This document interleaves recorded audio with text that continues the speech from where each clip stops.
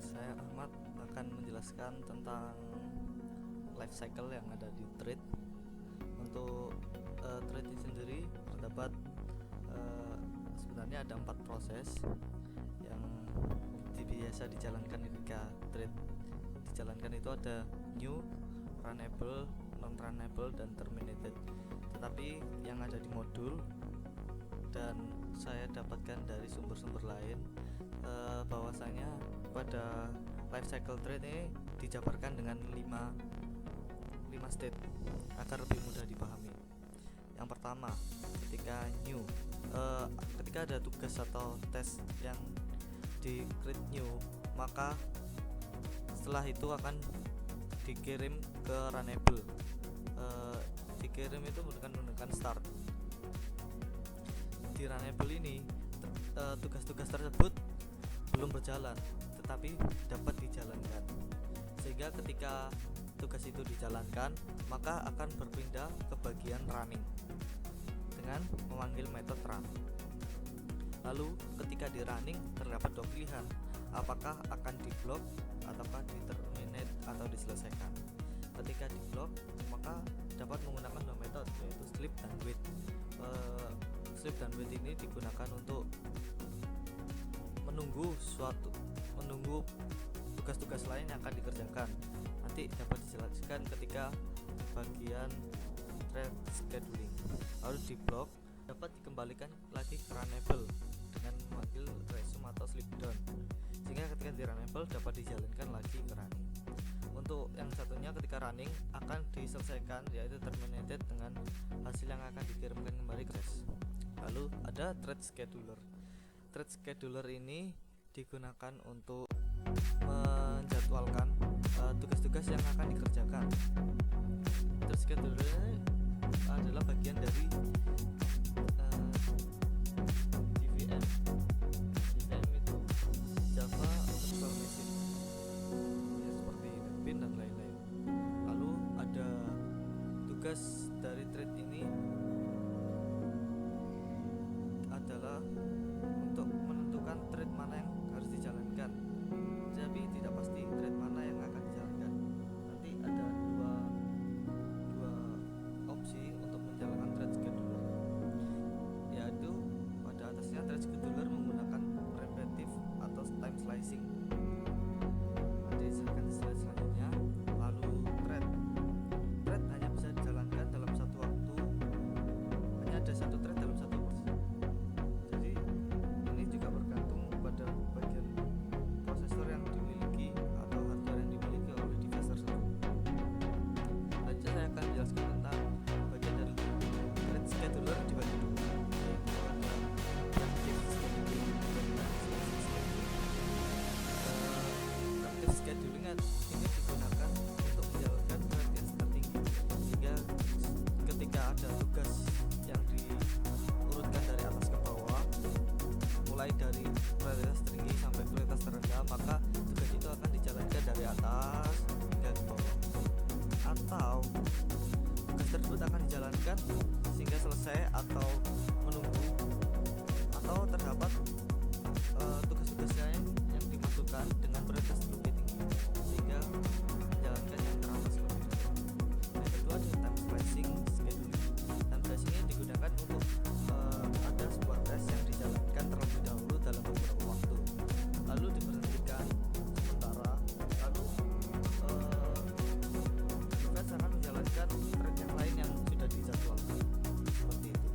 Mungkin cukup sekian untuk thread scheduler. Lalu, bagaimana sih penerapan multithread tersebut? Pada Java, ada 2 cara mengimplementasikan thread. Yang pertama yaitu dengan kelas thread. Karena merupakan sebuah kelas, jadi untuk menggunakannya, kita harus mengextend kelas tersebut. Tapi yang perlu diperhatikan adalah, karena kita sudah mengextend kelas tersebut dengan thread, jadi kita tidak bisa mengextend kelas lain lagi, karena pada Java tidak mendukung multiple inheritance. Yang kedua yaitu dengan interface runnable. Cara kedua ini dapat menjadi alternatif jika kita ingin kelas kita mengextend basis kelas lain, karena interface memungkinkan multiple implementation dan masih dapat mengextend kelas lainnya. Tapi yang menjadi permasalahan adalah, dalam interface Runnable, beberapa metode inbuilt seperti yield, interrupt, dan lain-lain tidak tersedia. Jadi lebih bijaklah dalam memilih antara kedua metode ini. Baik thread maupun Runnable, untuk menjalankannya menggunakan metode run, di mana metode ini menandakan life cycle thread dimulai. Lalu pada kelas yang memanggil implementation thread atau Runnable, digunakan metode start. Metode start ini akan otomatis menjalankan life cycle thread, yaitu pada metode run. Fungsi utama dalam penggunaan thread adalah untuk mempercepat jalannya suatu proses, karena berbagai macam pekerjaan dapat dibagi menjadi beberapa thread dan dikerjakan secara paralel sehingga mempercepat jalannya suatu proses.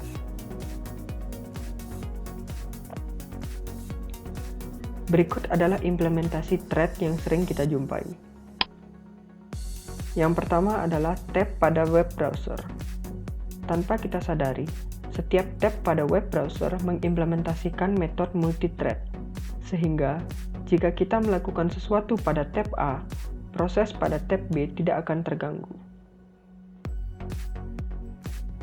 Yang kedua adalah pengolahan citra.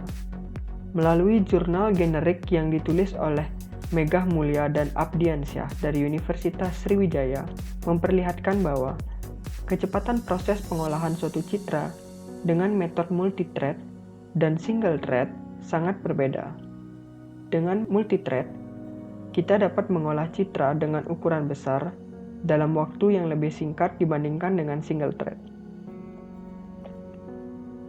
Lalu yang ketiga adalah Artificial Intelligence atau AI. Dalam prosesnya, banyak hal pada AI yang menggunakan metode multithread untuk mempercepat pengerjaan suatu prosesnya. Lalu, apa saja sih keuntungan multithread tersebut? Yang pertama adalah responsif.